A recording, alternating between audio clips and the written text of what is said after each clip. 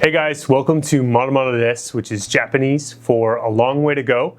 My name is Wyatt and I'm a missionary living in Japan. So one of the first things that I did after I arrived here in Japan was visit one of the many Shinto shrines that can be found around the country. Japan has quite a few of these shrines. They're really diverse. They come in all shapes and sizes. They're very beautiful, and generally speaking, they're like a key element of Japan's cultural heritage. And when I say there's quite a few of these shrines, there really are quite a few. In fact, there are more Shinto shrines in Japan than there are convenience stores, and well, there are a lot of convenience stores. So what are these shrines? Well, as I mentioned, they are a big part of Shintoism. Shintoism is Japan's indigenous traditional religious practice. It's one of the two main religions that can be found here in Japan. And to be totally frank, I knew very little about it before I came here. In fact, I think most Westerners have no idea what Shintoism is about, and so I wanted to share what I've learned and give you guys kind of an understanding of what religion looks like here in Japan. Before I do that though, I do want to encourage you guys to like and subscribe. Doing that helps the channel, and helping the channel helps the mission. If you'd like more in-depth updates about how I'm doing month to month, you can find a link to subscribe to my newsletter in the description below. Additionally, if you feel called to give financially to the mission, you can find a link to my giving page down below as well. So what is Shintoism? Well, Shintoism is the worship of the kami. Kami is the Japanese word for gods.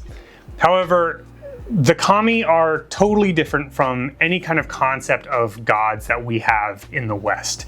They are not all-powerful.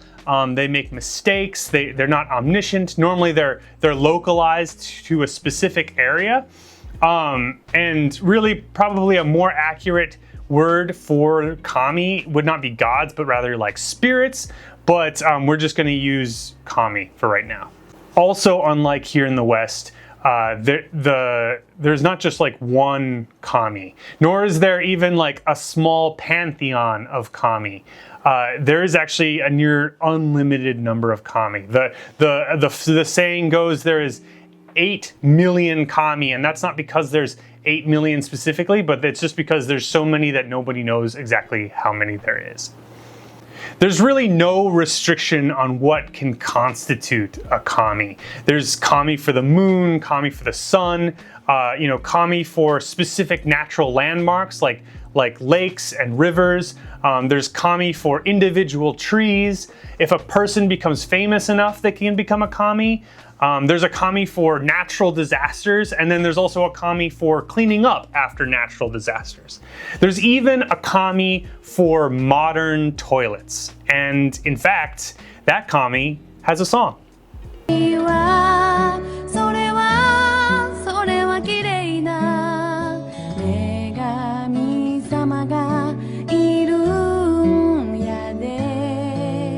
So really, Shintoism is an animistic worship structure that has survived to the modern day. And so it's very old, it's very multifaceted, it's very colorful. However, as a missionary, this colorful aspect of Shintoism is really not something that interests me very deeply. What does interest me, and what I think is going to be a lot more significant for my missionary journey, is the fact that Shintoism is essentially decentralized. And what I mean by that is there's no real heart to Shintoism. There is no holy scriptures associated with this religious practice. There's no high priest or chief priest that is associated with Shintoism. Really, it's just this collection of different traditions and different practices that are existing side by side. One of the things I do think is really interesting is that a person does not need to actually believe in the kami in order to be Shinto. Shintoism puts a really strong emphasis on its rituals and traditions, and doesn't really care about the beliefs and heart posture of its individual practitioners. And so it's entirely possible for somebody to say that they are Shinto and also an atheist, and that's just not a contradiction in terms. In fact, that's probably what a good majority of people who identify as Shinto actually believe. So what does this mean for me, specifically as a missionary?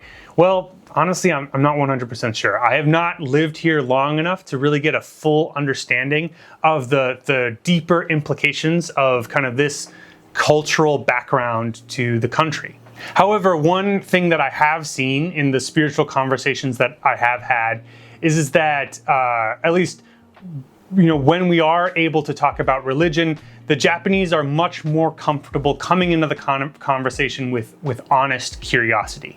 This is as opposed to in the West, where big conversations are often kind of turn into essentially little debates, and you're expected to prove the validity of your perspective by arguing about it just a little bit.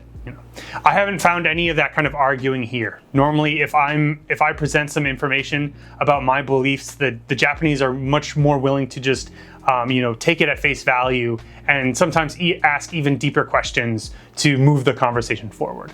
And I believe that this comes from this kind of tradition of pluralism.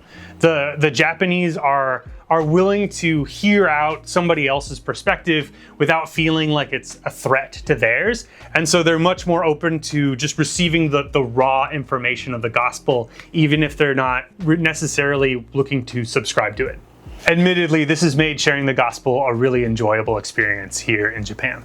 However, there's a flip side to this. I've heard, multiple accounts from different missionaries of Japanese people who have faithfully come to church, sometimes even for years, but are unwilling to make a commitment to Christ. So this is nearly unheard of in the West. However, out here in Japan, it is not entirely uncommon. And I believe it is because of this culture of pluralism that the Japanese don't necessarily see anything wrong with participating in a spiritual practice without making a commitment to it.